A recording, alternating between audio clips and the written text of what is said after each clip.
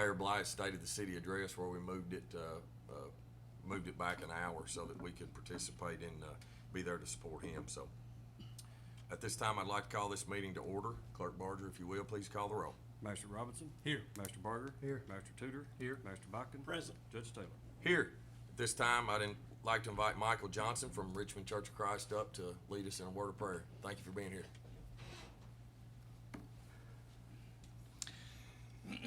God, we pause today in your presence and in this place of law and order. We thank you, God, for the blessings that we receive because of that, the freedoms that we enjoy in this country and in this place.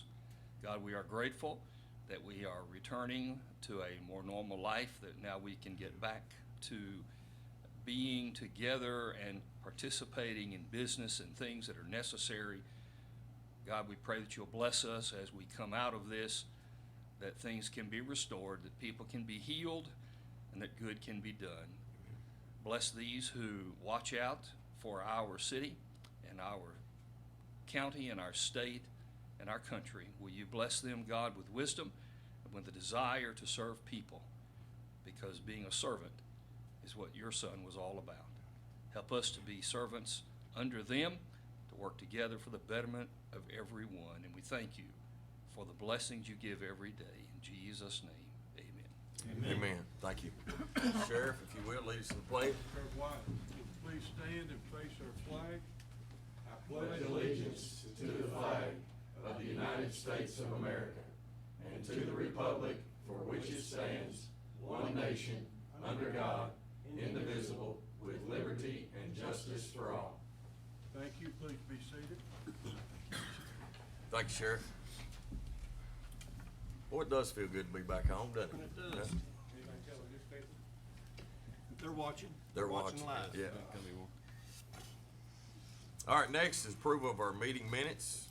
Court members, y'all had a chance to look over our March the 8th, 2022 Madison County Fiscal Court meeting.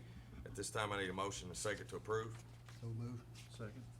Have a motion and a second. Do we have any discussion? Seeing no discussion, call the roll. Master Robinson. Yes. Master Barger. Yes. Master Tudor. Yes. Master Botkin. Yes. Judge Taylor. Yes. Next is our treasurer's report. Good morning, Glenn. Good morning. You'll find your report that goes through February 28th, 2022 in your Dropbox. The total fund balance right now is $25,443,267.68. Our general fund budget, our revenues are at 81.6%, and our expenditures are at 30.5%. Our road fund revenues are at 71.5%, and our expenditures are at 54.9%. Our jail fund revenues are at 64.7%, and our expenditures are at 65.3%. Our LGEA fund revenues are at 78.6%, our expenditures are at 44.5%. Our CSEP fund, our revenues are 9.4%, our expenditures are at 10.6%. Our 911 fund, our revenues are at 60.8%, and our expenditures are at 45.7%. And our health fund, our revenues are at 66.2%, and our expenditures are at 57.8%. Does anybody have any questions about the report or the vendor's claims, transfers, anything? Any questions? All right, seeing none. Okay, and if not, the next item on there is, by DLG's standards on the budget, we hand out a draft jail budget to the magistrates by April 1st. So I did hand that out right before court. That is your copy. It's a draft. We have not touched any salary line items or any of their benefit line items at this time. We did go over all the other line items and adjust accordingly, but we can make more changes to that all the way up to the first and second reading. Yeah. But this is just for you all to have. And then I will present the rest of the budget to you all before May 1st. We've got meetings scheduled. And if you have any questions, you can give me a call. Any questions? All right. Thanks, Glenn. Thank you. Appreciate it. First order of business today, we actually have a couple of proclamations and recognizing groups. So I'll start today with this proclamation, which is a joint proclamation between Madison County Fiscal Court, the City of Berea, and the City of Richmond. National Child Abuse Prevention Month will be recognized throughout the United States as well as the Commonwealth of Kentucky during the month of April. Whereas children are vital to our state's future, success, prosperity, and quality of life, as well as being our most vulnerable assets. And whereas all children deserve to have a safe, stable, nurturing homes and communities to foster their healthy growth and development.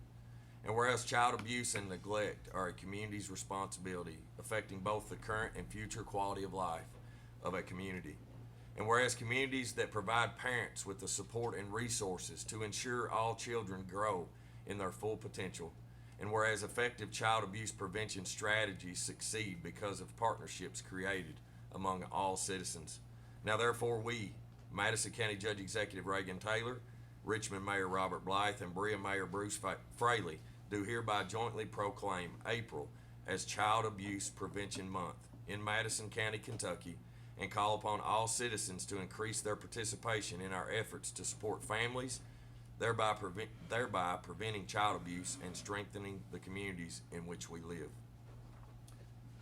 So today we have Victoria. Hi, Victoria, come on up. With CASA, here to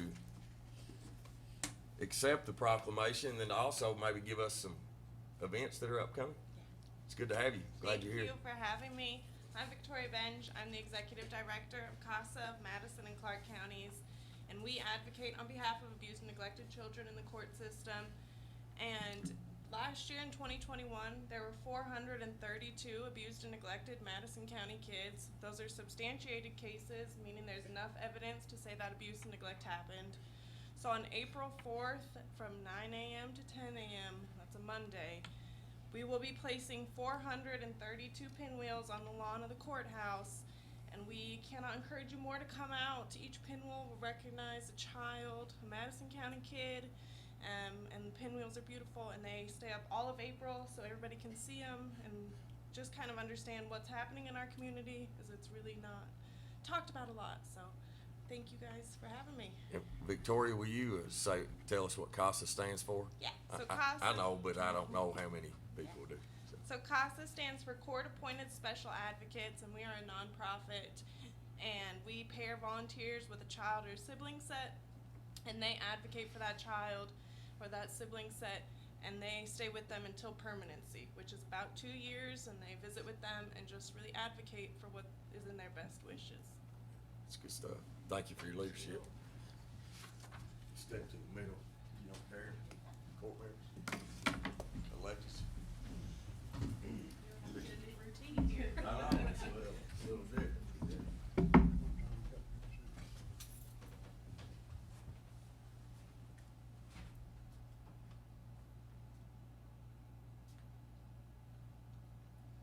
gotta get a new routine too. So is this going there now, or does this need to go to city? Appreciate it.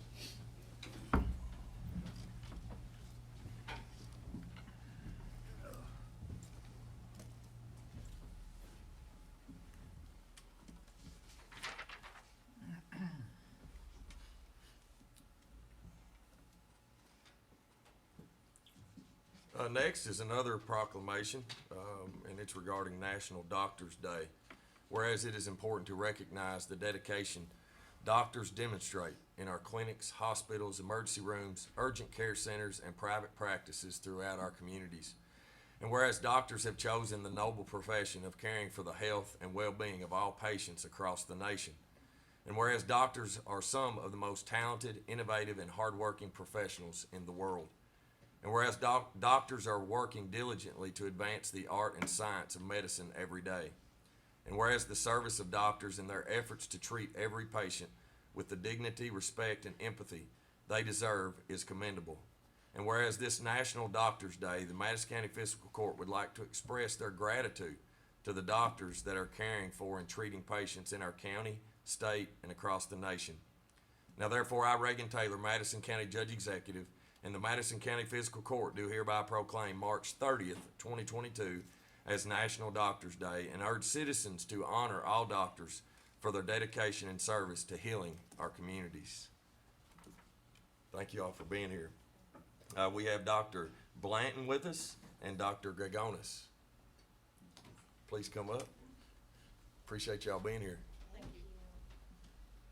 Just say a few words and be brief. I know you all are busy, but I'm Morgan Blanton, and when I first started my job as a hospital physician at Baptist Richmond, I was only there approximately 6 months before the global pandemic began.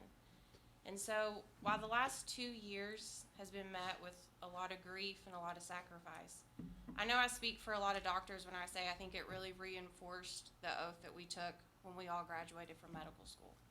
And that oath is to always put the needs and care of our patient above our own. So certainly I think being a physician is truly a calling, and it's not something that any of us ever expect praise or recognition for, but it is certainly appreciated. So thank you very much for this honor, and it is, it does truly mean a lot. So I'll hand it over to Dr. Gregonis now. Well, I will be brief, and I think Morgan said it the best. I'm Dr. Erica Gregonis. I'm the Chief Medical Officer at Baptist Health Richmond. Very similar to Morgan, I started my job as Chief Medical Officer about a week before the pandemic hit. And by the way, I happen to be a pulmonologist by training. So I think all of us have worked very, very hard in this last couple of years, and I think it's very important for us to be able to get this recognition. So thank you all for taking that time. It means the world to us. Thank you. Thank you. Thank you.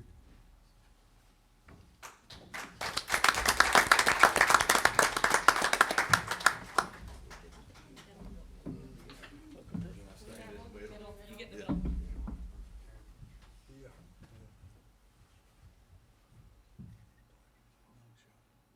Jenny, I need you to go a little bit to one side. Jill, you're ruining it. I messed up the first time. I'm trying to hide.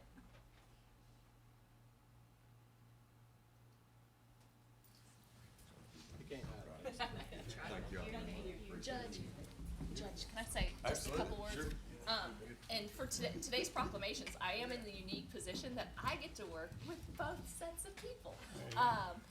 But Victoria and her volunteers, they are vital to what we do in family court and our criminal justice system.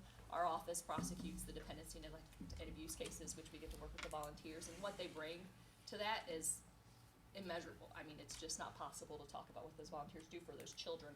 And so we very much appreciate that, because unfortunately what we see is heartbreaking, and really is, well, I won't get emotional, you all will wonder who I am. And then the hospital ties into it because they do so much for us, especially involving those investigations involving the abuse of the children.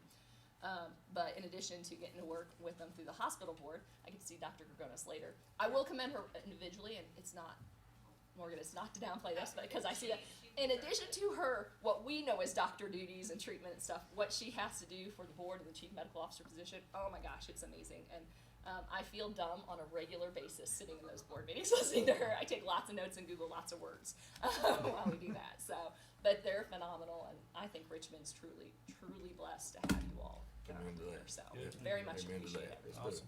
good.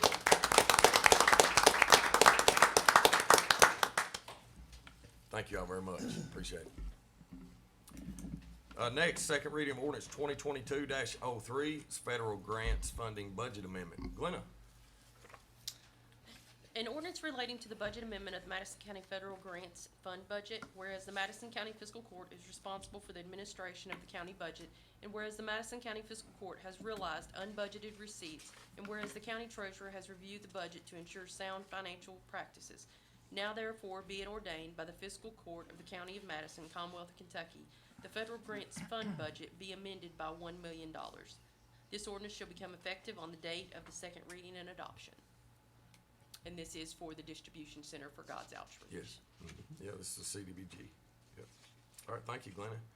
Motion to approve ordinance 2022-03, Judge. Second. All right, we have a motion and a second. Do we have any discussion? All right, seeing none. At this time, I also would like to ask any comments from the audience. Anybody like to come forward to speak on behalf of the second reading of ordinance 2022-03? All right, seeing none. Call the roll. Master Berger? Yes. Master Tudor? Yes. Master Bodkin? Yes. Master Robinson? Yes. Judge Taylor? Yes. All right, thank you, Glenn. Next is Resolution 2022-40. This is the Madison County Detention Center Contractual Medical Services Agreement. Tom, good morning, buddy. Morning, how are you, sir? Good. Resolution for Madison County Fiscal Court to approve a contractual medical service agreement between Madison County Detention Center and Western Kentucky Correctional Healthcare LLC. Whereas Madison County Detention Center, hereinafter referred to as jail, and Western Kentucky Correctional Healthcare LLC, hereinafter referred to as WKCH, desire to enter into a contractual medical service agreement. And whereas WKCH agrees to provide quality healthcare services and provide cost-effective medical necessary services to maintain the level of quality and in accordance with the current standards established by Kentucky jail standards, health standards, and whereas the health service, I'm sorry, I apologize, I'm a bit, No, you're dyslexic, good. so give me just a second. You're good. The healthcare service provider by WKCH shall be by professional licensed or certified staff within the practice to perform various functions needed to provide quality healthcare to jail's inmates and in the manner with full reporting and accountability to the jailer. And whereas WKCH shall implement a written healthcare plan and clear objectives, policies, and staffing plans and procedures, and whereas WKCH shall maintain an open and cooperative relationship with administration and staff of the jail, and WKCH shall provide training each calendar quarter for jail staff covering the topics reasonably requested by the jailer, coordinated in a manner and in times as determined by WKCH and the jailer. And whereas WKCH shall operate and ensure the operation of the healthcare program in a humane manner with respect to inmates' rights and basic healthcare services. And whereas WKCH will bill the Madison County Detention Center in monthly increments 30 days prior to service rendered. And whereas WKCH shall prepare and provide the jail in a monthly report that accounts for all costs associated with inmate care provided by WKCH pursuant to this agreement. And whereas the term of this contract shall be 1 year commencing from April 1st, 2022 and ending March 31, 2023, subject to the provisions of Section 4, subsections 1 and 2 of this agreement, which is attached hereunto this resolution. And if the parties agree to renew extend this agreement at the end of the term and continue under the same terms and conditions of this agreement, and base contractual amount and cost pool pricing shall remain the same, provided in the event that the parties discuss and agree no later than 90 days prior to the end of this agreement term, and that the pricing increase warranted, then any resulting increase in pricing shall exceed 3% and shall take effect annually beginning the first day of the renewal term. And whereas either party may terminate this agreement without cause by giving at least 60-day notice, written notice to each party. I apologize.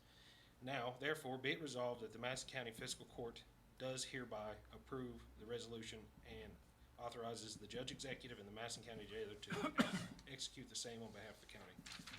And I apologize. Thank you. Public No. speaking is one of my No, biggest no worries, man. That's a lot. That's a lot to read.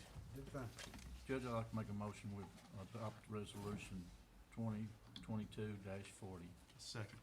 Have a motion and a second to approve resolution 2022-40. Do we have any discussion? Well, I just wanted to say, Tom, I want to commend you guys on this contract because for several reasons. This is the first time since that we have had a contract brought to us that at the end of the contract, there was a option for a negotiation and an increase in the price. And so, then at the end of that contract, there may very well be the need for that, given the prices of things today, and I see it. But at least you have the opportunity to negotiate that, and I certainly appreciate that. And the second thing was, in this contract that we haven't seen before, was the fact that there was a cost pool. So there's money put into to a pool that they will initiate throughout the year, and at the end of that time, should there be funds left in it, those are returned to us. We've never had that option before, so I certainly appreciate your work on that. Tom, another question. How is it comparable to the Southern Health Partners that we had contract with before? Is it, Services look roughly the same.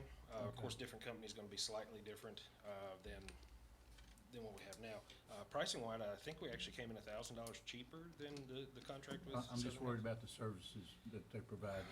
From my understanding, they're in 16 other jails, 15 other jails other than us, once the contract is approved, I'm sorry.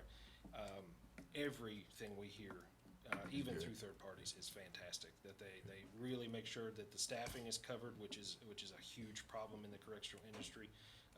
You know, having their people on site is paramount, and some of these other companies are struggling to get medical professionals to show up. Western is not suffering from that. I don't know how. They did come in, I spoke with the current staff of the jail, and I believe offered a job and or a raise to each one of them. Sounds like a good company. They're fresh, they're hungry, they really want to do a good job. Steve, I wasn't personally involved in the discussion with the owner, but Steve was very impressed with his knowledge, intelligence, and work ethic. Anytime you can get good referrals from companies or that they've serviced before, you know, come back with good results. Well, References were very positive. Yeah. Oh, yes, very, very positive. Yep. All right. Any other questions? Well, it Yeah, did comments? appear that, as I looked through it, that what John said was the case, that it appeared to be apples to apples. That's always important. It's not just necessarily what it cost, but that those services are, and it did appear to be the very similar services, so. And we, Steve did work on other companies and got other I quotes. think there was 3 other quotes, and the next And this closest was was 200,000 more. More, yep. Yep. So it's exciting to be able to have this opportunity to be able to provide this service that we have to have, you know, in our detention center, so it's good.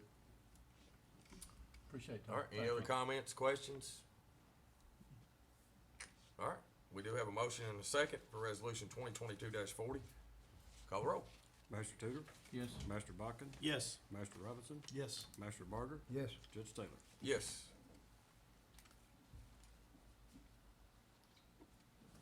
Next, resolution 2022-41. This is Indigo Run subdivision, phase 4 adoption. Good morning, Scott. Good morning. Madison County Fiscal Court, Madison County, Kentucky, Resolution 2022-41. A resolution for Madison County Fiscal Court to adopt roadways for county maintenance. Whereas Madison County Fiscal Court would like to adopt the following roadways for county maintenance, and whereas the road is described as follows. Indigo Run subdivision, phase 4. Planters Road Drive, 1,268 feet long by 24 feet wide. That's from Port Royal Drive to Wexford Drive. Whereas the road has been inspected by the Madison County Road Supervisor and is recommended for adoption.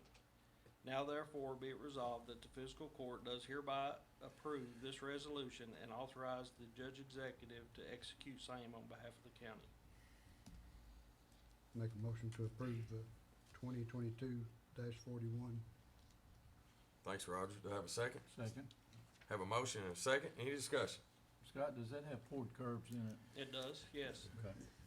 Yes, I inspected all the curbs, the drain boxes myself, the asphalt, and I had a couple of questions, and I even asked the judge to drive out there with me to clarify a few things, and he taught me a few things while we were out there. Okay. Jim usually does a good job with his development, so Yeah. I feel good about it.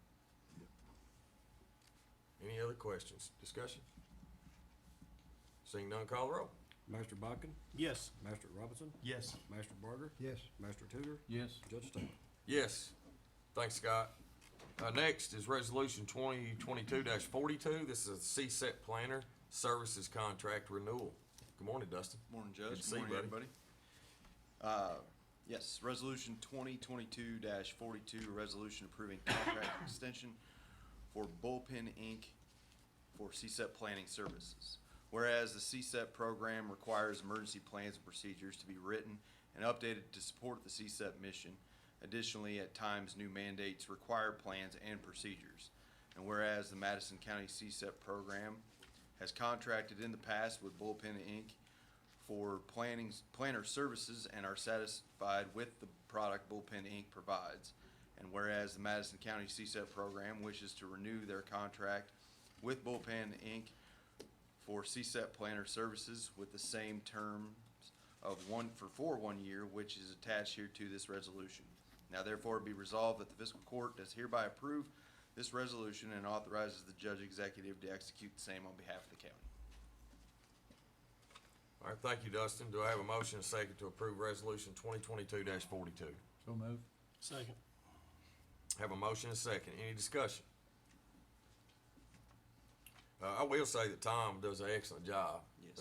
And has a couple different contracts with us, but with the county, but this is the one dealing with CSEP. And so really appreciate his expertise and the job he does. So it's good for the county.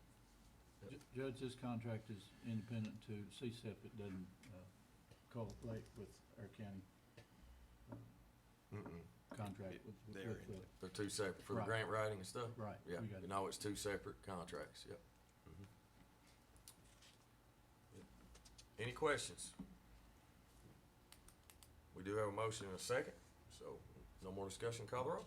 Master Robinson? Yes. Master Barger? Yes. Master Tudor? Yes. Master Bucket? Yes. Judge Taylor? Yes. Thank you. Thanks, Dustin. Appreciate it. Next, this is resolution 2022-43. This is Election Systems and Software LLC Election Equipment Purchase Approval. Kenny, you gonna read this or Oh, you want me to read it? I'll let you read it. You'll let me read it, okay. All right, resolution for the Madison County Fiscal Court approving an agreement between the Madison County Clerk and the Election System and Software LLC, also known as ES&S. Whereas the Madison County Clerk desires to enter into an agreement with ES&S, and whereas the agreement is for the purchase of Express Vote BMD equipment and software from ES&S. And whereas the Express Vote BMD terminals allow the voter to use a touchscreen to choose candidates, then the device prints out a ballot summary card that the voter can examine for accuracy before depositing it into the ballot box or ballot scanner. And whereas the Express Vote handles the entire marking process, eliminating unclear marks and the need for interpretation of the voter's marks. Now therefore be it resolved that the fiscal court does hereby approve to enter into this agreement and authorizes the judge executive to execute same on behalf of the county.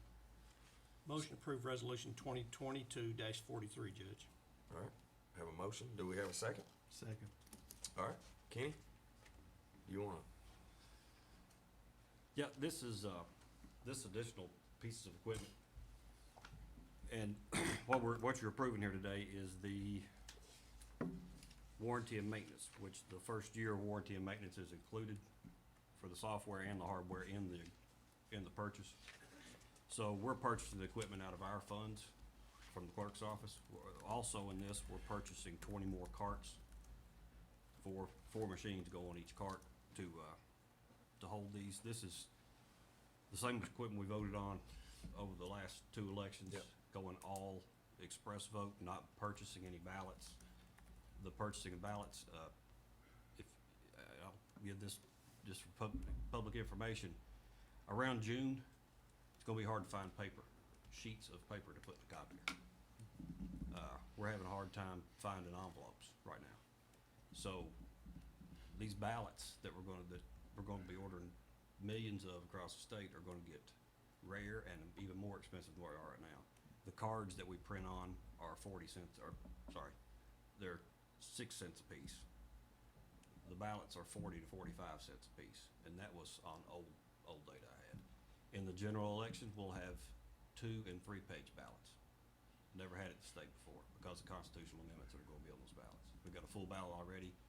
They're gonna have, so it'll be 2 to 3 ballots per voter, which is in the tens of thousands of dollars. This equipment's not cheap. It's $3,325 a unit. But it's an investment. It's gonna save in the long run. Next point is, I've already been working with State Board of Elections on getting HAVA money, Help America Vote Act, federal money to reimburse us for the first round of equipment we bought. And it was last in the budget as of Friday. They're still in concurrence to bring the budget out. But there was $12.5 billion a year for the 2 years of the budget the state is putting up, it's gonna move through DLG to reimburse for election equipment. So we'll get reimbursed out of this, and I imagine we'll be. Reimbursed for, We'll get reimbursed for all the other we've paid for, or a majority of that, and if we don't, we can apply for that money through DLG to get, for this equipment and some more, because, and we need to build up this equipment for the presidential that's coming, because that's our heaviest turnout. If we do, the disadvantage of this equipment, if I have a table and a chair and a pen, I can hand you a piece of paper and you can go vote. This limits us to how many people can vote at a time. That's what's one of the downfalls of it, one of the negative things of it. yeah. So can you have the option of voting on a machine or a paper ballot? No. You don't? There'll be no paper ballots. Okay. No, just like I say, it's like we ran the presidential.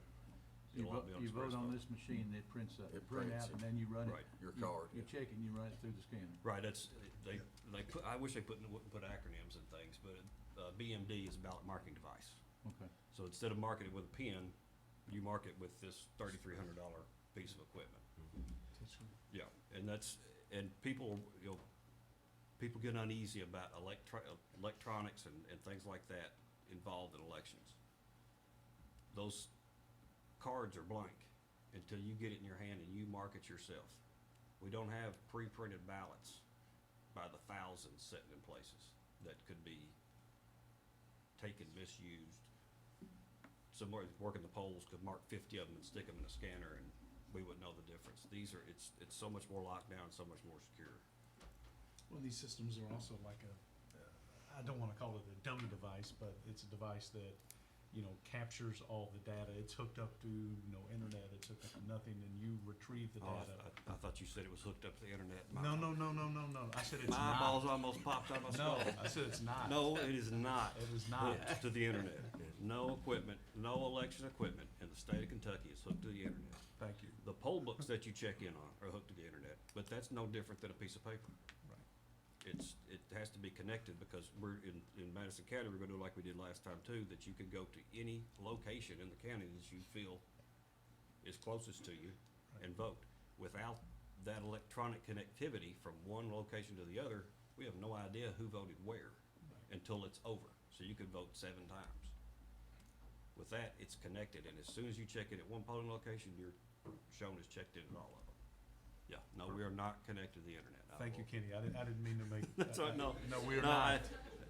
I just wanted my people to ears- know that we are not. Yeah, my ears perk up because there's a whole lot of, Conspiracy theories. that's let's a call very them that. polite way. I was Okay. gonna use BS. We'll say conspiracy theories. There's a whole lot of things going on, and those people that are doing those things have been told over and over again in committee meetings, Yes. in their committees, in their role as a senator, that they're not connected to the internet, and they still say they are. Anyway, I'm off my soapbox. So I just want to commend you on this, Kenny, because Madison County has been far ahead for Yes. many years amongst the state of other counties, and we even have these voting machines. Right. And this takes it, and in the last election, took it a step further. And I've said all along that if people don't feel like that their vote counts, they're just not gonna go to the polls. Right. And so this takes that to another level into the fact that what they mark, they're gonna get a chance to actually look at. And it'll be a legitimate mark, nothing outside the boxes and all that, making it a very good ballot. And so that increases the security, the accuracy of it 100%. I certainly appreciate you It on that. increases the accuracy, and it also increases the speed at which people vote. Yep. Because if you mismark or you double mark a race, that ballot won't be accepted. It'll come back and you'll have to look at it and figure out where you messed up. This won't let you mark outside the box. Or if you vote too many times in a race, it will tell you you voted, you know, you can only, like city commission, you can vote for 8, you voted for 9. It'll take you directly back to that race and you can change what you did. They're marvelous pieces of equipment. The other thing is, they're so much easier for people that have any issues, I mean, writing, any shaky hands, that kind of thing. You're hitting a box this big versus trying to fill in a tiny little oval on a piece of paper. I'm thrilled with the equipment. It's been awesome. ES&S has been awesome to deal with. Since we went, Jefferson County was the first. Since we went, Kenton has followed. Laurel County was right along with us and going with ES&S, and there's several other counties that are gonna go along too. They're just a really good company. Well, the other thing that you need to be commended for too, and I know it had some legislative approval, but was the fact that, that you can go anywhere and vote now. It's so much better for our citizens to not have to go I to a agree single completely. precinct, that they can go to any polling place, and that you can people say, well, God, they'll just go to different ones and vote, but Right. what you were saying about the electronic security of the roll book now, Yeah. they can only do, they'll only be able to do it one time. If Yes. they go anywhere else, it'll show up like that, so we appreciate that. And I'll mention one more thing here, I won't dominate court, but, I was called by State Board of Elections last week, Richard House, the Assistant Director. And, we are gonna be a pilot county in the general election to do risk limiting audits. Since I've been clerk, we have had no way in statute to close the loop. To say that these are our election results, unofficial, we certify those election results, and then we just hope that it really did turn out that way. Hope that the equipment worked accurately and told us the exact results. In this risk limiting audit, it's gonna be 6 counties varied in size and location. And it goes into math that I could not even start to explain to you. But we'll be pulling a sample, depending on the size of the race that we're sampling, we'll be pulling sample ballots out of those machines, recounting those, and making sure the margins in those races are within the certain percentage they should be as the actual results. So again, like I say, we're gonna close the loop. Not only are we just gonna trust everything's hunky-dory, we're actually gonna move into steps to make sure that it's good. accurate and what We should be done. appreciate that. Yeah. Well, like you say, we have to, there's been a movement of distrust of government in general. Elections has been a big part of that. We have to do everything we can to reassure the average citizen that when they go vote, that their vote is counted correctly, and only people that are allowed to vote, vote. That's our biggest job, our most important job. I agree. That's good. Kenny, will you also hit on just a little bit about the election board, and you all make these decisions to Yeah. go this direction, Yeah, and the how that's board- made up? I think it's important for people to It understand. seems like the county clerk runs the elections, but we don't. We're the horsepower behind the elections with staff and everything, but our elections actually run by a board that's, the sheriff, myself, a Democratic representative picked by the local party, the county party, and then verified by the state board, and the same thing on the Republican side. So it's a 4-member board. Right now, And the sheriff's- KRS says this, Oh, the it's law by statute, states it. yes, yeah. And sheriff is currently not sitting on the board, there's a appointee, because when sheriff's on the ballot, he cannot serve on the Board of Elections. The clerk has the option to serve or not serve. But a lot of what we do is done in the clerk's office, a lot of the day-to-day, and the Board of Elections has voted and given that authority to the folks in my office. In some counties, there are employees of the Board of Elections that cost the duplication of things being done. They hire staff, the Board of Elections does, to do certain things. We've never seen fit to do that here because we have the staff and the knowledge Resources, yeah. in the office to do it. Yeah. Yeah, thank you for pointing that up. When you're so down in it, day in, day out, you don't Yeah. realize, Well, I think it's that's good. to bring up. I think it's good to, use these opportunities to help educate the community. Yes. And also why this comes to us as a fiscal court is because by statute, again, we are responsible for paying for elections. It doesn't matter whether the election's for a city mayor's race or council's race or commission's race, it doesn't matter. The fiscal court's responsibility by statute is to pay and be the financial arm for all elections. So that's why this comes to us as a governing body, and it's not going to the city of Richmond or city of Berea. So I think it's good to always have these opportunities to help educate and help people understand. So, all right, good discussion. Appreciate that, Kenny. Thanks, court members. We do have a motion and a second. If there's no further conversation, then I would have you call the roll. Master Barger? Yes. Master Tudor? Yes. Master Baca? Yes. Master Robinson? Yes. Judge Taylor? Yes. Thanks again. It's good stuff. All right, next is Resolution 2022-44. This is the broadband expansion agreement. Chris, good morning, buddy. Good morning. It's been a long time since we've been up here. It is. Before I read the resolution, I'd just like to thank the Broadband Task Force that you assigned for all of their due diligence and effort going through this, because I think people think this was an easy process, but it certainly was not. It was quite tedious, and it took a lot of time and effort by those members, so I appreciate your efforts as part of that committee. So, Resolution 2022-44, a resolution for the Madison County Fiscal Court to approve a broadband partnership agreement between Madison County, Kentucky and All Points Partners Madison LLC. Whereas Madison County, Kentucky and All Points Partners Madison LLC, APB, desire to enter into a broadband partnership agreement.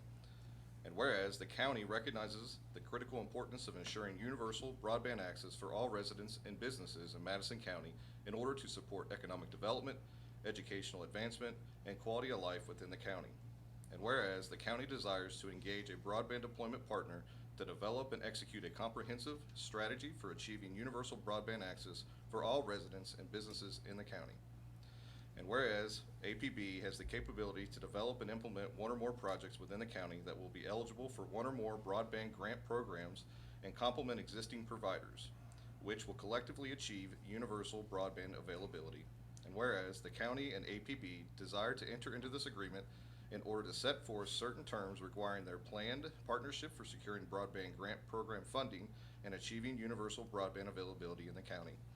And whereas the parties agree to the terms set forth in this agreement, which is attached hereto this resolution, and whereas the initial term of this agreement shall be for 12 months, commencing on the date in which the agreement is signed by all parties, and whereas the conclusion of the initial term of this agreement shall continue on a month-to-month basis until either party provides the other with no less than 90 days advance written notice of its intentions to terminate the agreement.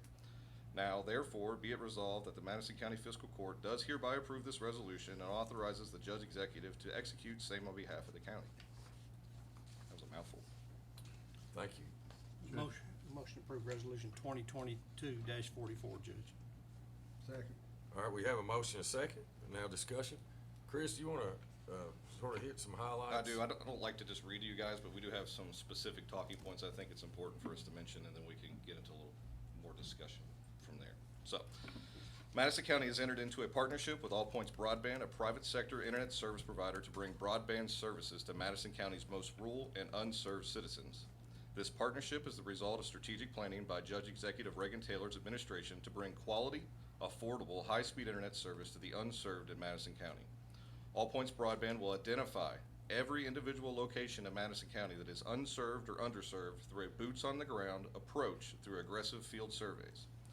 This new relationship with All Points Broadband is a great complement to supporting our existing service providers in AT&T, Spectrum, and Windstream, who all continue to expand their fiber networks and already serve many parts of Madison County. In the coming months, you will see Spectrum and Windstream fulfilling their commitments to Madison County through their RDOF funding from the Federal Communication Commission. This will bring broadband to over 1,000 currently unserved locations with an investment in Madison County by the funding from the FCC and millions of dollars in investment from Spectrum and Windstream.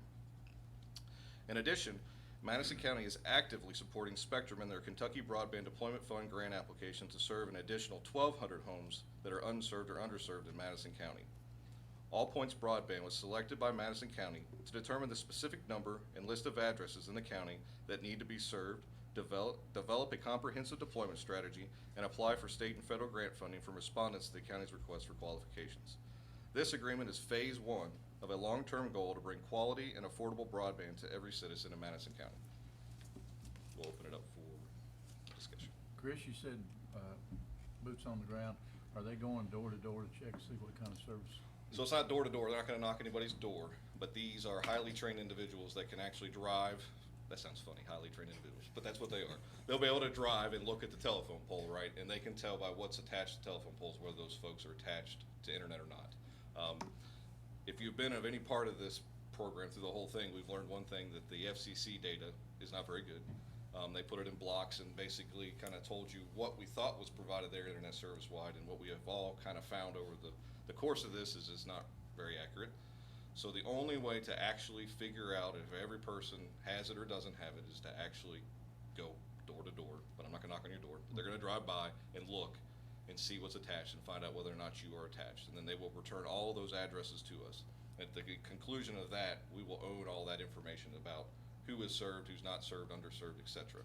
We have a vague idea at this point from information from all the providers and from our own little reconnaissance of who is and who isn't. So it'll be interesting to see how that real data comes back from all points as to actually who is or is not served. So that's what they'll be doing there. But even with that data that we got, I mean, there was still, we knew there was pockets still that it wasn't correct data. Yeah, and I think, you know, And to that's what- complement all the existing providers today, there is so much growth. I mean, AT&T's out building everywhere, Windstream, you name it, every time we turn around, there's somebody new, you know, expanding their network. So it's really hard to kind of gauge where we are at this point because things are moving so fast. But we'll know at the end of this exactly. And they think that process will take about 30 days to finish. So within 30 days or so, we should have that list back from them of exactly. And at that point, then we can start going and start through that grant process, start figuring out exactly how many homes, what that cost looks like, what their investment would be, if there's any cost on our behalf, those kinds of things. So we'll be moving through that process as we move forward. And then all that, once we determine our direct plan of action, then we will bring that back to the court and present it. But in all this, I could not come to the fiscal court with not a true plan, and that data was not there, and so we have to collect that data. I mean, I couldn't come to the court and say, well, it's an estimate. I mean, you know, I never want to bring something like that to court. It wasn't like it was varying, you know, $50,000 either. It was millions of dollars Yeah. between one to the other, and Yeah. I felt like the whole time it was just in a free fall. Yeah. Because we had, like I say, we didn't have any concrete data to base a decision on. It was, and this is gonna be awesome. Well, I mean, obviously COVID is, you know, it has, and it's brought broadband to more of the top of the list. I mean, we talked about it since I've been here, the importance of making sure that people have those capabilities even in our rural parts, because to me, it's a protection of our values of those properties. I mean, it's as important for those homes to have high-speed, quality, affordable internet than it is just as important for water, sewer, electric. And if we don't start thinking about that, then people aren't ever going to buy. The people that live in those homes now are going to have a hard time selling them because you're not going to have people that are going to buy them because you can't have affordable. And so what's that going to do to our property values? You know, it's going to. I'm afraid it would potentially take those property values down. So. Yep. So, Chris, what do you envision this data set to look like? It'll be address point specific. So we'll be able to take that data, either whether it's a shapefile or CSV, whatever it may be, and actually lay that on top of our map. So we have a pretty extensive map now we had to sign a non-disclosure agreement with a couple of the other providers to see kind of where they were and where they were going. All that data will be overlaid with this all points data, so that we'll know exactly where those will be. And then what they'll do is start route planning, right? Okay, so this is the area I gotta get over here, here's how I can get there, here's how I can get over there, here's how I get there. And one thing that's unique to All Points to us is that the county's fortunate enough to have some fiber infrastructure in place, and All Points is willing to use some of that fiber infrastructure to maybe use to deploy this, which would be a benefit to us and a benefit to them for lots of reasons. But that data that we'll get from them will be either a CSV or a shapefile for GIS, specific address locations all the way through. So this All Points broadband is only locating the non-served or the less served As areas? part of phase one, they will conduct that and figure all that out. But We've they- named them as a partner, but this is phase one. They don't run the broadband, they contract that out to the Spectrum and No, AT&T? they would own the network Okay, they have their own. once you get into phase 2, 3, 4, however many phases in it. I'd never heard of them, Chris. So that's the other interesting part. I mean, you know, if and when you go that route, that's another provider. And really the way the judge has kind of termed this, and it fits very well. AT&T and the Spectrums and the Windstreams of the world are in the city limits. They're in those close places. They follow the body of people for economic reasons, right? Any of us that were in business would do that very same thing, right? We're going to go where the people are. I'm not going to go where there's 3 and it costs me $4 million to get there. Never return your investment, right? So they're going to build from the outside in. That's going to be fantastic for our citizens to be able to be on the outskirts of this county and have fiber access to them. And then probably they will maybe work their way inside as well, and maybe even be a provider inside the city limits. But that's not part of this portion of it. So, but they would be a internet service provider if we get to phase 2 and 3 of it. This, can I say one more thing? Yeah, This sure. is, it's an awesome, awesome opportunity. You're leveraging ARPA dollars, correct? That's the money. Yeah. See, you're leveraging ARPA dollars to leverage, to get grant money. And also you're leveraging our network that's been provided through CSEP dollars. So we're gonna have an absolutely awesome package to provide the county, people that would never, ever have internet at their house, what it boils down to. Cause it's like building a gas station on the end of a dead-end road. Nobody's ever gonna do that, cause there's no customers. You're not gonna, like Chris said, you're not gonna run fiber for miles and miles and miles to get 3 houses. That's what this package brings to the county. Yep. So we're blessed to have a populous county with plenty of opportunities for people that are densely packed. But this throws a blanket over the whole county, and everybody has an opportunity at very little cost to this And government. part of the contract that will come if we get down the road to phase 2 and 3 that Magistrate Bakken has talked a lot about is there is no cherry picking. When we sign an agreement with these folks, every address that is on that list will be served. It doesn't matter if they're 54 miles from here. That is part of the agreement. That will be what we hold their feet to the fire for, as you would say. That contractual agreement will provide all of that. In some instances, we've heard where cherry picking becomes part of it. It's just too far. We leave them out, whatever it may be. Part of this contractual agreement will be, no matter where you are, you will get fiber broadband from all points. Well, I charge the task force with, why are we gonna leave people out? This should be for all Madison counties, not just a select few or a certain few or whatever. If we're gonna do it, we need to provide affordable, quality, broadband to every home, business, so. Yep. And I, Sure. sure. A perfect example of what you're trying to go around is Red Lick Road.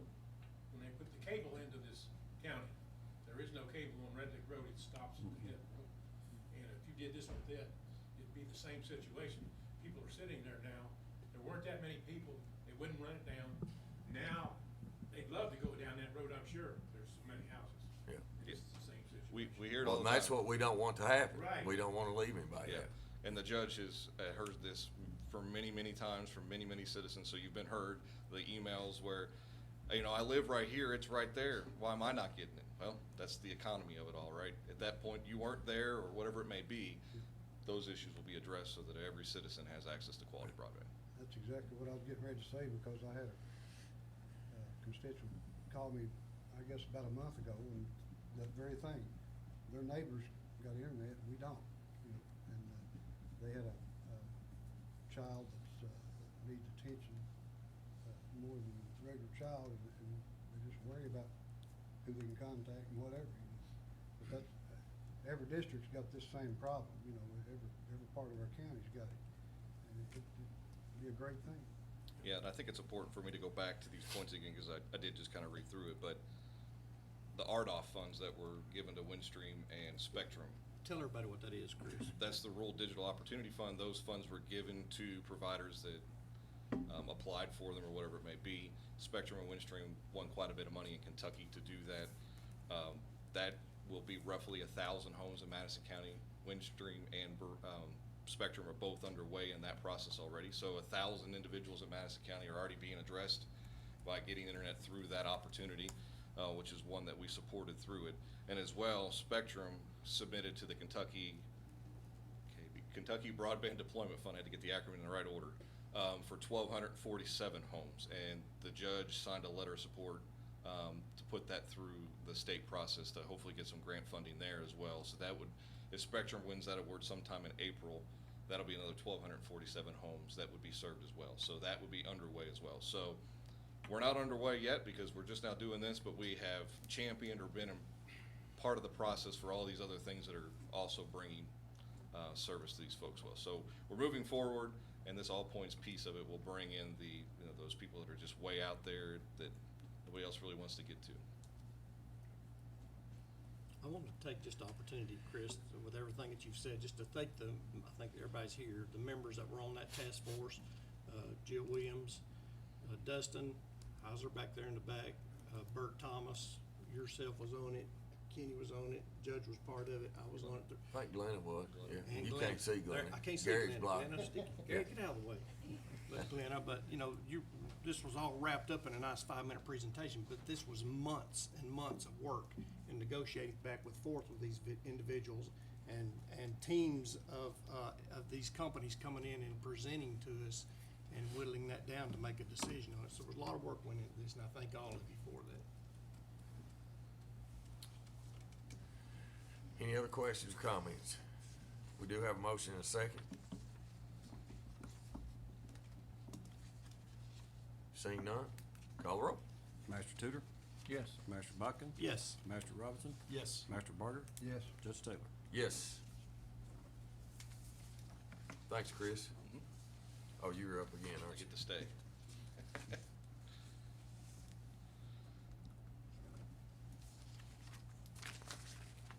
Next is Resolution 2022-45. This is a resolution approving a contractual service agreement for GIS professional services. So Chris? Before I read this one, I'll just make mention that some of you know that Megan Tucker did leave us. Her last day was last week. She moved on to a bigger and better role at Louisville Metro. We're sorry to see her go, but I keep going back to what Kenny and the judge said, that you want the people nobody wants, the people everybody wants. I've lost two that I really wanted, and they've moved on to bigger and better things, but here's to continuing partnerships with those folks and continue to move forward. So with that in mind, the GIS system is not something that can sit idle for 2, 3, 4, 5, 6 months as we try to figure out the next plan of action or find us an employee. We all know that the employment market is hard to find people anyways. So as a stopgap measure, we're wanting to approve a contractual service agreement to do some specific items to maintain that system as we kind of make a plan and move forward, and that's what you have in front of you here. So Resolution 2022-45, a resolution approving a contractual service agreement for GIS professional services. Whereas the Madison County Fiscal Court of the county wishes to contract with a qualified GIS professional to temporarily provide GIS services during an employment vacancy in the GIS coordinator position within the Department of Information Technology. And whereas it has been determined that Megan S. Tucker, contractor, has the required skills and knowledge to provide the Madison County Fiscal Court with GIS professional services. And whereas this contract shall auto-renew each month, but shall not exceed 6 months. And whereas specific terms and conditions have been agreed upon between the parties, which is attached hereto this resolution and shall be considered the contractual service agreement for GIS professional services. And whereas this contract does not imply the possibility of long-term or future full-time employment or benefits associated with full-time employment. And whereas the county will only supply the contractor with network credentials for secure remote access to county GIS data, services, and servers. Now therefore it be resolved that the fiscal court does hereby approve this resolution and authorizes the judge executive to execute same on behalf of the county. Thanks, Chris. Do I have a motion and a second to approve Resolution 2022-45? Make a motion to approve resolution 2022-45. Second. Any discussion? Well, just as a good, like you said, a good stopgap. I hated to lose Megan, but we've said time and time again for our employees, we don't hold a grudge against anybody who's trying to better themselves. And she took a good opportunity, and we're just thankful that we can use her in the meantime here as a contractor to the county to fill in the gap. So we appreciate that, Chris. Extremely thankful for her. Chris, you think in 6 months we'll have somebody else in mind to fill her position? I think in 6 months, prior to 6 months, we'll have a good idea of what our next course of action is. Okay. Good answer. Any other questions? Comments? Seeing none, call the roll. Master Botkin, Yes. Master Robinson, Yes. Master Barger, Yes. Master Tudor, Yes. Judge Taylor. Yes. Thanks, Chris. Appreciate it. Next, Resolution 2022-46 is Madison County EMS Board appointment, Robert Brock. A resolution for the appointment of Madison County Fiscal Court to the Madison County EMS Board, whereas the Madison County Fiscal Court is responsible for the appointment of the Madison County EMS Board members, and whereas the current term for Robert Brock is set to expire April 1st, 2022, and whereas Robert Brock has proven his capability in serving as a board member of the Madison County EMS Board and is willing to continue serving in this capacity. And whereas the Madison County Fiscal Court has found Robert Brock is fit for the position as board member of the Madison County EMS Board. Now therefore be it resolved that the Fiscal Court does hereby approve Robert Brock as a Madison County EMS Board member. So moved. Second. I have a motion and a second. Any discussion? if y'all recall, we just appointed him because he was fulfilling Right. somebody expired term or somebody else's term. And so I think we just appointed him a couple courts ago, or maybe a month ago. But in the statute of this, you can only serve so much time, right? So you have to reappoint him, so. If no more discussion, call the roll. Master Robinson? Yes. Master Barger? Yes. Master Tudor? Yes. Master Buckin? Yes. Judge Taylor? Yes. Next is Resolution 2022-47, Madison County EMS Board appointment. This is Mr. Mark Ferris, a resolution for the appointment of Madison County Fiscal Court to Madison County EMS Board.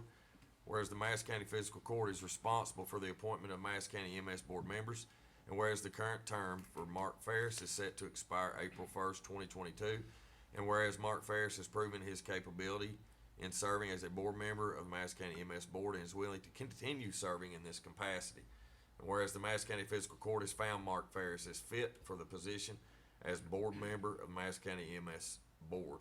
Now therefore be it resolved that the Fiscal Court does hereby approve Mark Ferris as a Madison County EMS Board member. So moved. Second. Have a motion and a second. Any discussion? Seeing none, call the roll, please. Master Barger? Yes. Master Tudor? Yes. Master Buckin? Yes. Master Robinson? Yes. Judge Taylor? Yes. All right, thank you all. Next is personnel in the golf course. Gary, I think we've got a seasonal employee maybe. Yes, we do. Good morning, buddy. Good morning. I'd like to get your approval to hire William Carr as a seasonal grounds crew employee. He's a returning seasonal employee at $10.50 an hour, beginning March 23rd, 2022. All right, upon Gary's recommendation, do I have a motion and a second? So moved. Second. Have a motion and a second? Any discussion? Does this get us almost? Almost. We're still really too short. We believe beginning like in the end of May when schools start to close, we'll be able to pick up some part-timers then. Yeah, it's good. Good. I know our grounds crew, well, all our staff at the golf course does a really good job. Our grounds crew really makes Yes, they do. it's come a long way, so. Yeah. All right, any other discussion? Seeing none, call the roll. Master Tudor? Yes. Master Buckin? Yes. Master Robinson? Yes. Master Barger? Yes. Judge Taylor? Yes. Thank you. Thanks, Gary. Next is the judge's report. I do want to recognize, and I'm sorry, I hope that it's not on your notes, Roger. I know at our court meetings you're recognizing some of our staff, so I don't want to steal your thunder today, and I hope I don't, but I really wanted to recognize a special person that has come to us within the last probably year and 4 months. She has been a really, she's been a breath of fresh air. And so I'm going to read this just so that I don't get a little bit choked up because she's really become special to our office and our staff and our team. But I want to take a moment to thank our Human Resources Coordinator, Morgan Elliston, for her hard work and dedication. She started working for Madison County government in the midst of COVID-19 with the intention of being an HR assistant. But things changed rather quickly in the HR department. Morgan embraced those changes and has taken on the HR coordinator role like a pro. She is always looking for ways to make our HR process more efficient while maintaining a professional and resourceful environment. Most importantly, our staff at all levels see her contributions and have also asked that she be recognized. We are thankful to have Morgan on our team. She was a big part of our employee engagement survey. Her and Jill both worked hand in hand on that, and in a lot of the comments from employees in our employee engagement survey, she was recognized. When we came into office, and many of you all here know, we didn't really have an HR department, a place that employees felt like that they had a safe place to go to and share their concerns or share their feelings or what have you. And so she has really brought that to the table, and I think it shows. So appreciate you a lot, and you're welcome to come up and say a few words if you want. Okay. You're okay? So thank you.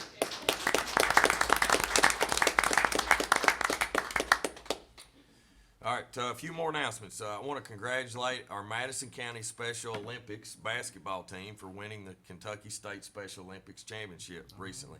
So very proud of them. Remember that Madison County also hosts the Kentucky Special Olympics Summer Games. That typically takes place the first weekend in June. Also, there is a spring dance Tuesday, March 29th, 2022 from 6 to 8:30 p.m. at the Russell Acton Folk Center in Berea. This event is intended for individuals with special needs, families, and friends. So if you can get the word out for that, if you know someone that would love to participate in that event. Our 23rd annual Empty Bowls Project is coming up. That'll be this Friday, March 25th from 11 a.m. to 2 p.m. at First Baptist Church on the Eastern Bypass. All orders will be carry out this year. There will be no sit-down dining. All funds go to help relieve hunger in Madison County. For more information, please call 200-9361. I think you will be able to still pick up bowls this year. You'll actually go in, pick out your bowl. They'll have your soup in a to-go cup that you can actually take with you, take back, and actually heat up at your office, or if you wanted to take some home. They're also, I think, going to be selling quart jars, so if you wanted to have soup with your family that night to take home, that'll all be there and be available to do so. But I would encourage people to go out and participate in our Empty Bowls Project. Let's see, Eastern Bypass. So this is important. Eastern is going to cause some congestion. Eastern Bypass will be closed from Lancaster Avenue to Kit Carson Drive beginning at 9 p.m. on Sunday, March 27th, and will reopen on Monday, March 28th at 6 a.m. for the work on the new EKU Pedway. So if you're in that area and you want to avoid that, which I'm very thankful they're doing that at night from 9 p.m. till the next morning at 6 a.m. But if you're in that area and you need to take a detour or whatever, you can just plan for that. Just to reiterate what Victoria said when we presented our proclamation earlier about CASA. CASA will be placing pinwheels on Madison County Courthouse lawn from 9 to 10 a.m. on Monday, April the 4th. And then at the Berea City Hall from 11:30 to 12:30 on Wednesday, April the 6th. So if you can come to both events, great. If you can only come to one or the other. Again, there's one in Richmond here at the courthouse and one at Berea City Hall. The courthouse one is Monday, April 4th. Yes, Monday, April 4th from 9 to 10 a.m. And then Berea City Halls is on April the 6th from 11:30 to 12:30. Tasty Tuesdays. If anybody was at the State of the City address this morning, they heard about our Tasty Tuesdays that the Richmond Parks and Rec does every year. But that kicks off on April the 5th at Irving McDowell Park here on Lancaster Avenue from 5 p.m. to 8 p.m. So if you would like to take your family out, there'll be food trucks and vendors and activities at those events each week. And also our Parks Department has gotten our Madison County parks open, thanks to help with the road department and our custodial team and getting the bathrooms open back up and keeping the mowing and the maintenance done on our facilities. But we are back open. Please be mindful of not parking on the grass. The county has spent quite a bit of money in providing enough parking places and places for people to park that's appropriate. Everybody knows that a lot of wear and tear on grass affects our grass from growing, which also then means that it creates ruts, and then you have mud, and then you have a lot of washing. So please be mindful of that, to use our parking lots to park and not on our grass. That is my report for today. Comments from magistrates? Ben? Can I start with you today? You absolutely can start with me, Judge. As always, I'd like to thank the employees of Madison County, whether it's fire, police, jail, roads, custodial staff, finance, HR, all of you for doing a great job and making Madison County a great place, and I appreciate you. It appears, and I hope that winter's over, and I know that I don't know about other magistrates on here, but and Judge, I receive you know, plenty of phone calls about this road, this pothole, this culvert, you know, whatever the case may be. You know, I wanna thank Scott and his staff for going out and taking a look at them and, you know, making things better for the people out there. Also, a quick heads up to everybody, now that spring is kinda in the air, and I gather the asphalt plant is gonna be opening up if it hadn't already. Please be patient. You know, whether it's, you know, potholes or whether it's road resurfacing that's gonna be happening, here pretty soon. Just please be patient with the progress that we're trying to make for your county. So, thank you very much. Thanks, Ben. Yep. Raj? We're gonna pick on Bert today. He needs picked on.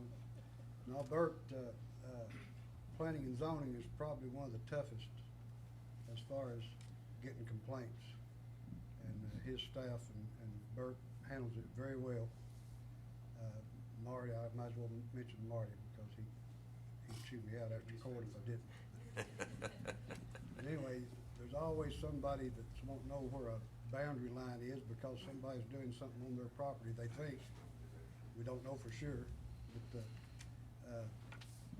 I'm sure he's had his conversations with a lot of them that you just couldn't convince of what's right and what's wrong, and you have to prove it to them sometimes. But I'm one of those.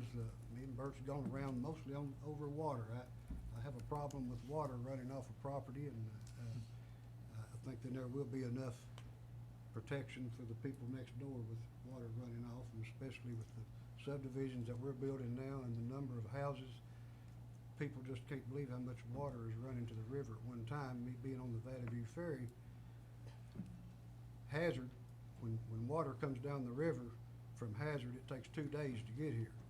That's not counting the water that we're dumping in our own county and the counties that's in between us.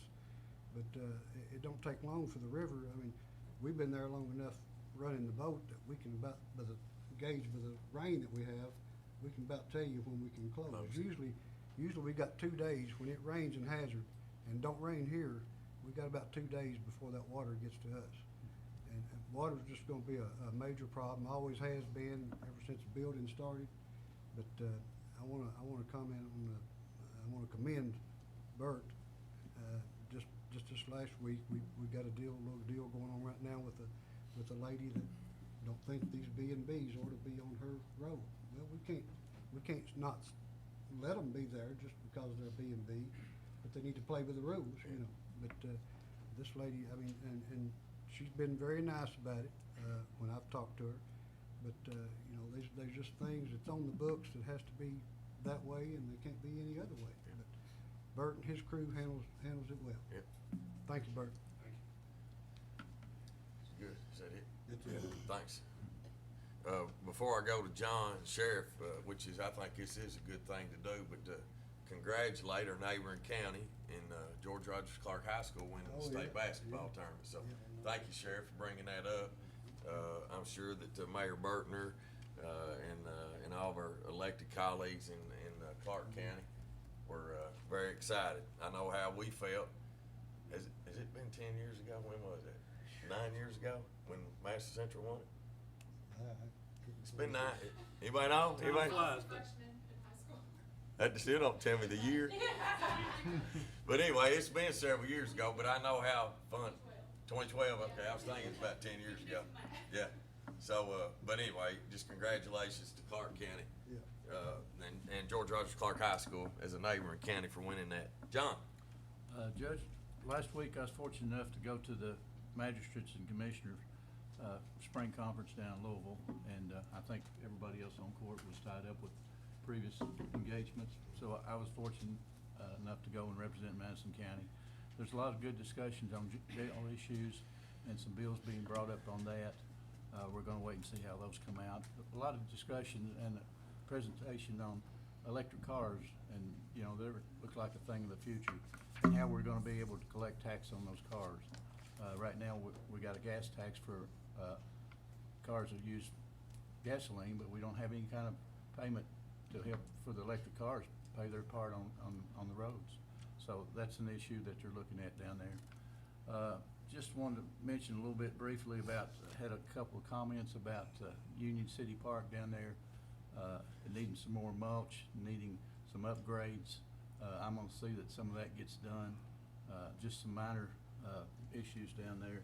And, you know, I heard some discussion about some, other, activities coming down there, but at this time, I don't have any definite, idea of any other, ball courts or anything else. We just don't have the room down there. And, had a lady on East Prong call me and said, "Why did you stop the blacktop before you got to my driveway?" I said, "Well, actually, we ran out of money." And I explained to her how much money, how many roads we're responsible for, and you know, we could only go so far with what we had. And she was real receptacle of what I was telling her. And I said, "You'll be on the list to extend that road within the next year or so." So she was real appreciative. And like Judge said, a lot of times people just don't understand and not educated on the situation. But if somebody calls you upset, just try to explain to them what's going on and why a certain thing didn't happen or did happen. And most of the time, they're real receptacle of it and appreciate you talking with them a few minutes. Judge, that's all I got. Thanks, John. Tom? I've got a few things, Judge. First, I just want to thank Sheriff Cole there. There's been a lot of headlines here lately about the deputies and them making drug arrests and things like that. And Sheriff, we appreciate the work that you're doing over there.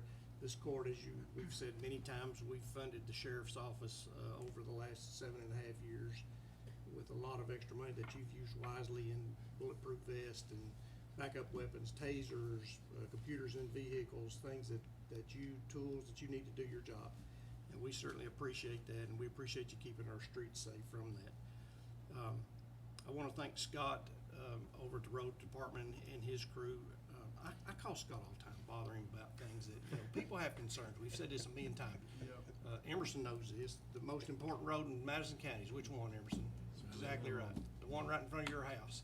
And we get calls on that all the time. And we're thankful, Emerson, that's a state road. I'm not. I definitely am not.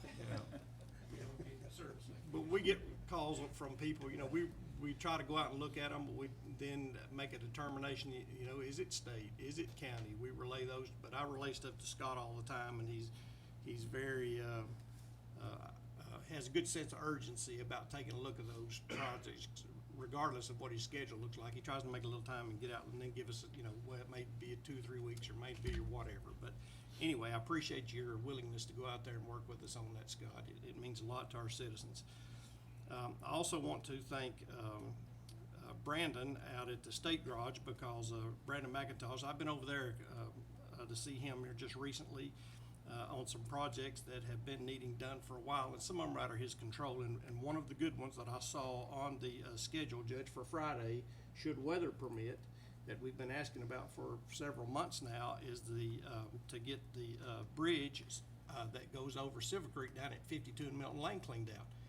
You know, you can't really see it driving over it, but if you get off to the side and look at those things, there is debris and stuff piled up practically to the top of the road down there. And you think, well, okay, what's that hurting thing? Well, when water starts running down through there from the stuff that Roger was talking about, it backs up in people's property. And so they have a lot of concern about that. They express those concerns, and we relay those to the state. And, you know, it takes a crane. Unfortunately, you can't do that with a backhoe. It takes a crane to do that with. And they have a contractor that's in control of that. And so, but at any rate, he has that scheduled for Friday to go down and do that. So please be aware down there. That's a busy bridge to begin with, Judge. But just want to let folks know about that. And also, I get calls from folks all the time. I don't blame them. I call myself too on this one. If you come from Rockcastle County on 75 heading north, a lot of times you're doing this. I mean, there's potholes all over the place. And the state, you know, they go out and fill those during the wintertime. They've had 2 or 3. They do it at night where they'll do a rolling repair out there. But unfortunately, that coal patch is just, it is what it is. It doesn't last long. Traffic on it, water on it, it comes back up. But I was talking to him about that issue the other day, and he told me that he thinks that starting in April, that 75 is going to be blacktop from the Rockcastle County line up, I believe, to at least Dunn County. And so, man, we're tickled to death about that. That road really needs a lot of work through there, and especially if you get off at the 77 exit. I mean, it's a hoot down there. I mean, it really needs a lot of work, so glad to see those things are gonna be addressed. And, let's see, Judge, I've got one more. Let's see, Blacktop Kid Car, son, Grant, hey, I was wrong, Judge, I'm out, that's it. Only one more thing, if you need me, you can reach me at 200-9765. Thank That's you, what he Judge. forgot. Counselor, Yes, sir. you good? I know you're looking at your watch, but you'll give me the time for this one. Okay. I am talking a bunch today. Being involved in this, broadband meetings, there's been pressure from citizens before COVID about broadband and aggravated and wanted help and that kind of thing, so judge's office felt pressure. In these meetings, it could be, I've always said, weak leaders throw people money at problems. It could be, I don't care to spend it, it's free money. But Glenna was in the room, and that was not gonna happen, because Glenna said that money has got to be replaced with other money, and we're not spending that money if we don't have to. That's the culture that goes on here. Let's not just make the problem go away and satisfy somebody and spend several $1 million we don't have to spend. Let's think about this for a minute, and let's make a plan. And when you start to make that plan, like I talked about, it started to leverage on it. Each thing started to build on the others, like, wow, this could really be great. But on the other hand, another administration or somebody else, it could be just, government's gonna give us some more, we'll spend this. So I appreciate you and your crew for doing what should be done for the county. Yep. Fixing the problem, but fixing it well. Yep. Thank you, Kenny. Appreciate I told that. you you wouldn't mind me talking. No, I appreciate that. Sheriff? Tom, you good? Just want to thank the court for some guidance with the road crew. It's getting brought back, and Steve may have already said this, but it's worth reiterating. Being brought back up with a lot more consistency. Small crew, we're not gonna solve littering, but got a couple of calls for guidance on US 25, and it was spot on. It was bad. I happened to drive through Big Hill Road between Brea City Lakes driveway and 421. It was embarrassing, so I've directed them to go out there. If you get a call from a constituent, point me where to put them. Yeah. Like I said, not gonna solve littering, but I do need some guidance on where y'all need it. Thanks, Tom. We can do our part. Thanks, Thanks, Tom. Tom. Yeah, Appreciate it. just let me make one more comment on that. Sure. Tom's hiding back there, I couldn't see him. But, I called Steve, last week, and because of calls that I've received about that very thing, litter on our highways.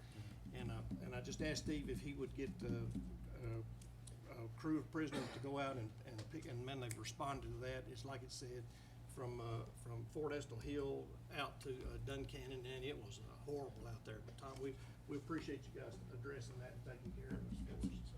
Yeah, it's good. Thanks, Tom. All right, comments from department heads.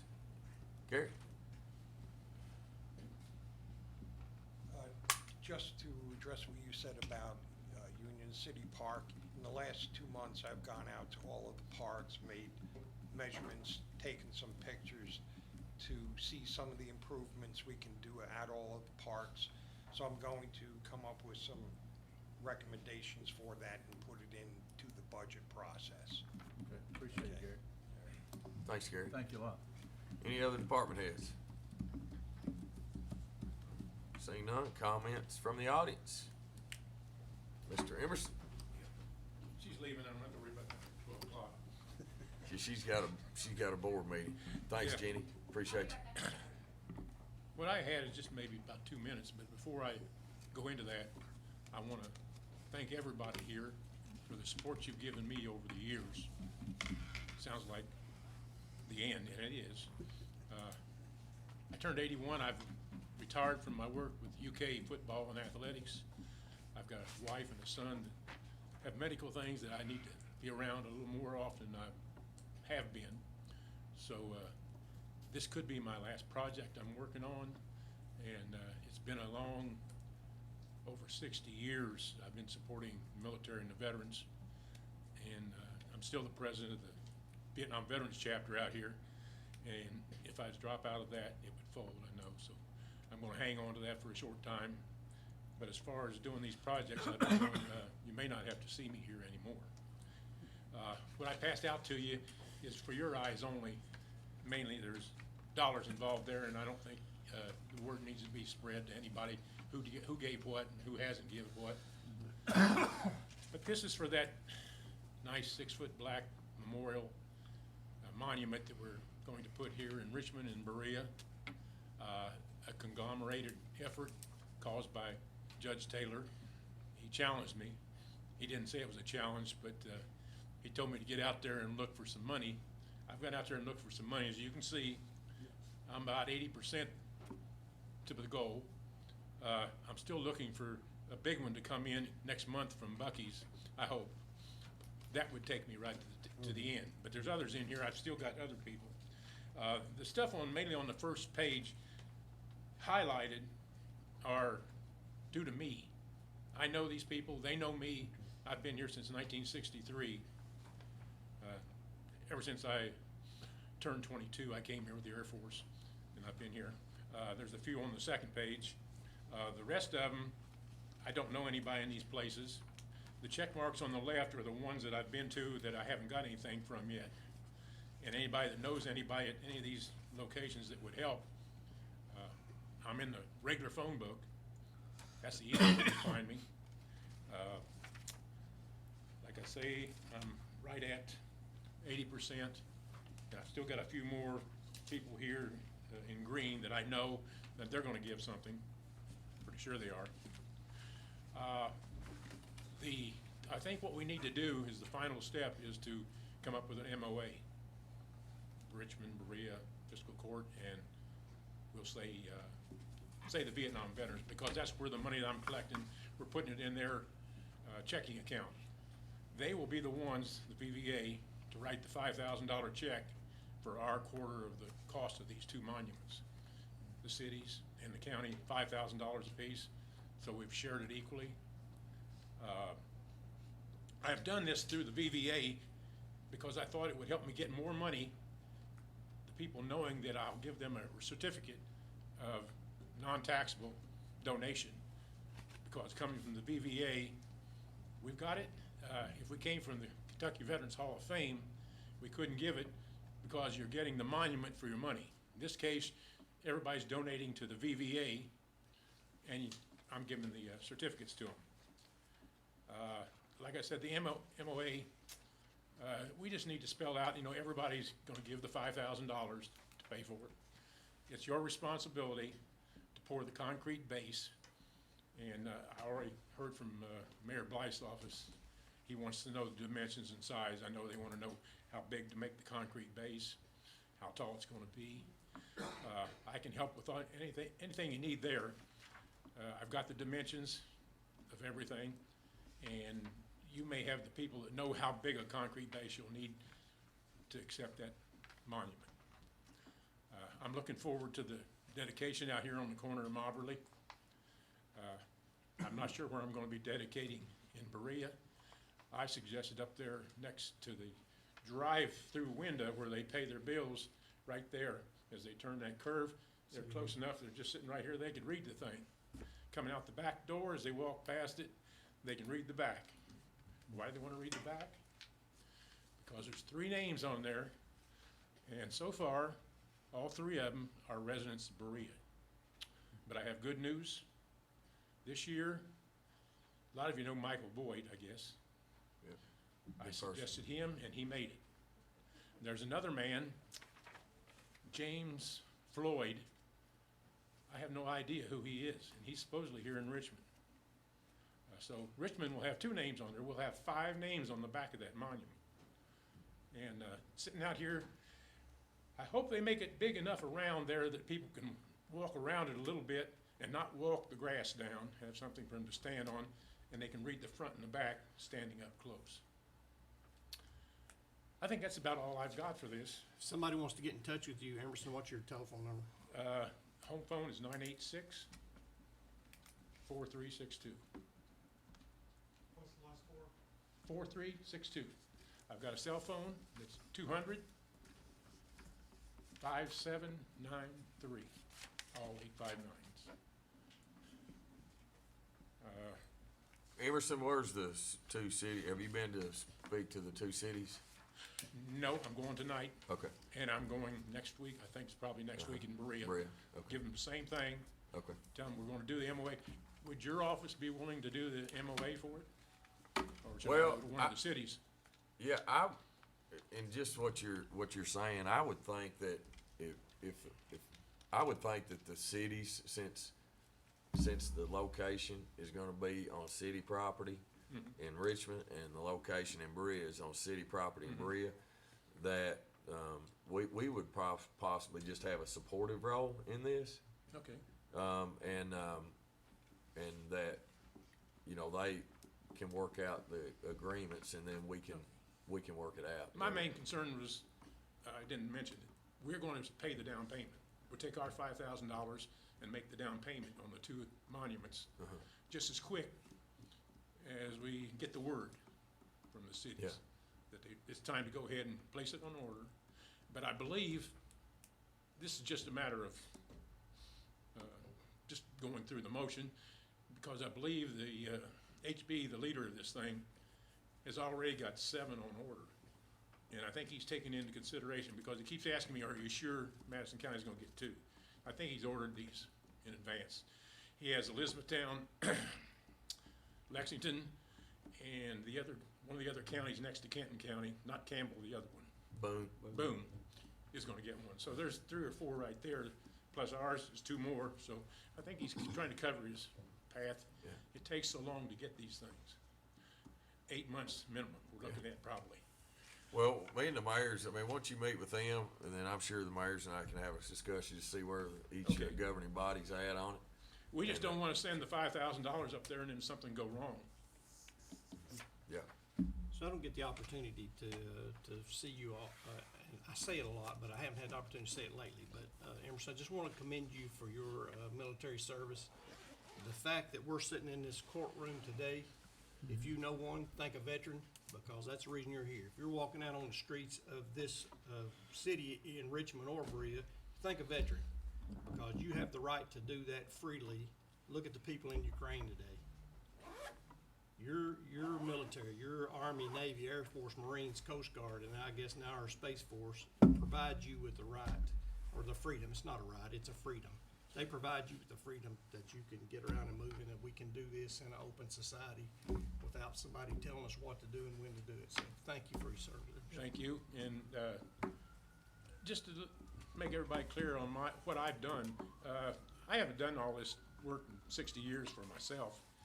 I've tried to set an example for other veterans to get out there and do things. It doesn't hurt, and it helps everyone when you volunteer and do things.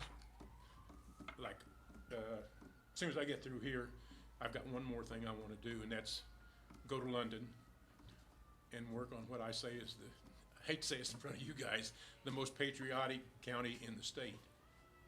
When I was selling those big signs, they bought 20 of those things at $110 a piece. And I don't know where they've put them, but I've got to drive through that town and see where they stuck them all. Yeah. And I want to go down there and see if, I'm pretty sure they're willing to jump on one of these too. Yeah. I want to fill 75 full. And Thanks, again. Emerson. Thank you. Appreciate you, man. Thanks. All right. Any other audience comments? All right, seeing none, I need a motion and a second to pay the claims and approve transfers. So moved. Second. Have a motion and a second, any discussion? Seeing none, call the roll. Master Bodkin? Yes. Master Robinson? Yes. Master Barger? Yes. Master Tudor? Yes. Judge Taylor? Yes. Our next meeting will be April the 12th, 2022. It'll be right back here in our Madison County Fiscal Courtroom in Richmond at 9:30. Again, that'll be April 12th, 2022, right back here in Richmond. I need a motion and a second to adjourn. So moved. Second. Call the roll. Master Robinson? Yes. Master Barger? Yes. Master Tudor? Yes. Master Bodkin? Yes. Judge Taylor? Yes.